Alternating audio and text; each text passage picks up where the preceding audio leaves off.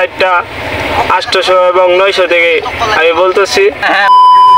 আমি কিন্তু শুনতে পাই আমাদের সত্য কথা তুই কয়ে দেখ তোর আলমগীর যার এখনো ভালো গিয়েছে সে কিন্তু আসলে ছাত্র কিন্তু গুলি খেয়ে হাসপাতালে 4 নম্বর মর্গে ভর্তি আছে আহত অবস্থায়।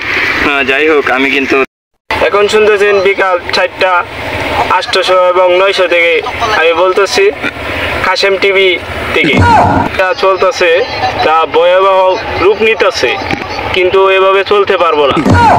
ছাত্রদের আন্দোলন আমরা মেনে নিতে পারি, কিন্তু তারা কেন মেনে নিতে পারছে না? এর জন্য আমরা এখন যুক্ত হচ্ছি। দেশের যে পরিস্থিতি তা এখন আমাদের কাছে জানাবেন বদরচদর আলমগীর থেকে বলতেছে। যুক্ত হচ্ছি বদরচদর আলমগীর কাছে, শুনতে পাচ্ছ? হ্যাঁ আমি কিন্তু শুনতে পাচ্ছি। আমাদের চলমান দেশের পরিস্থিতি কিন্তু এখন ভয়াবহ রূপ নিয়েছে। একটু আগে আমি দেখেছি যে আমাদের টিভি চ্যানেলের হৃদয় সে কিন্তু ভালো খবর পড়েছে, কিন্তু সে মাঝে কিন্তু সাদিয়ার সাথে কথা বলে।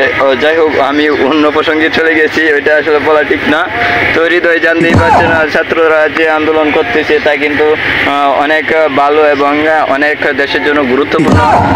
যে ছাত্ররা আন্দোলন করতেই হবে, কারণ তারা কিন্তু মেধাবী না হলে কিন্তু হৃদয় এই আন্দোলনটা করছে। যাই হোক হৃদয়, আমি আপনাদেরকে আবার বলতে চাই, আপনি কি হৃদয় শুনতে পাচ্ছেন? খবর হলো যে এলাকায় আসলে এখন পর্যন্ত খুব হাওয়া বইতেছে, কোনো রক্তাক্ত পরিবেশ নেই। গত 4-5 দিন যে রক্তাক্তটা ছিল আজকে কিন্তু তা কমে গেছে। দর্শক দেখতেই পাচ্ছেন এখান দিয়ে কিন্তু কোনো মানুষ নাই, পানি আর পানি।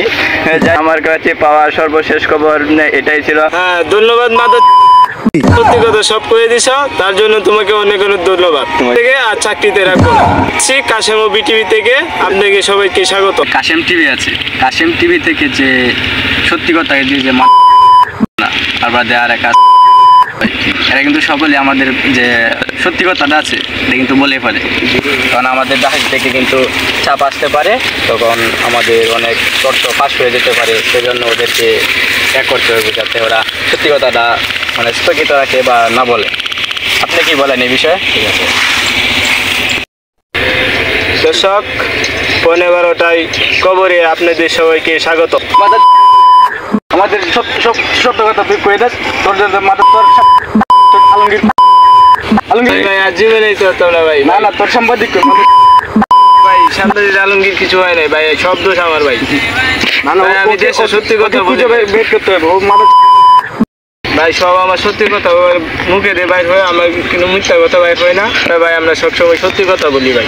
আচ্ছা, ওই মাদারচোদ আলমগীর আজকের পর থেকে কোনো সত্য সংবাদ প্রচার করতে পারতি না।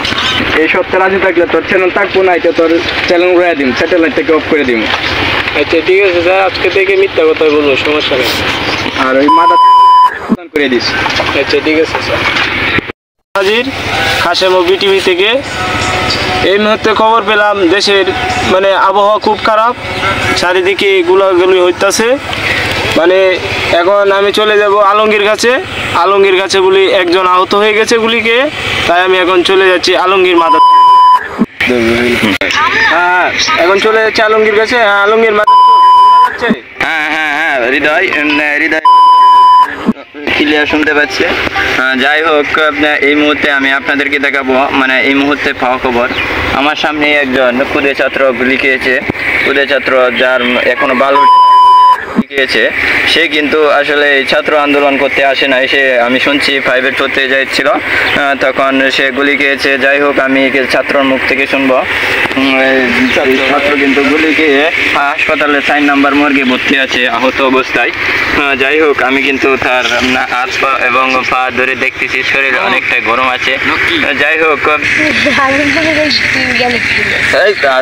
রোগী আসলে কিন্তু সে বেদনা ছুটে আমাকে বহা দিয়ে ফেলেছে। যাই যাই হোক, রুগী বহা দেওয়াতে আমি কিন্তু মাইন্ড করি নাই, সে কিন্তু সুস্থ হয়ে যাবে। পুলিশ কিন্তু ওই যে 8 পুলিশে গুলি করেছে, যাই হোক ওই গুলি কিন্তু বেশি জোরে লাগবে বলে আমি মনে করি না। দর্শক, এই মুহূর্তে আমরা আপনার এই তাজা খবরটা, এই রুগী কিন্তু উঠে দুধ দিছে, এই আমি আগেই বলছিলাম 8 পুলিশে কিন্তু বেশি জোরে গুলি করতে পারবে না। যাই হোক, ধন্যবাদ। আমি এখন হৃদয়ের কাছে আবার চলে যাচ্ছি। হৃদয়, আমার কাছে পাওয়া সর্বশেষ খবর এটাই ছিল।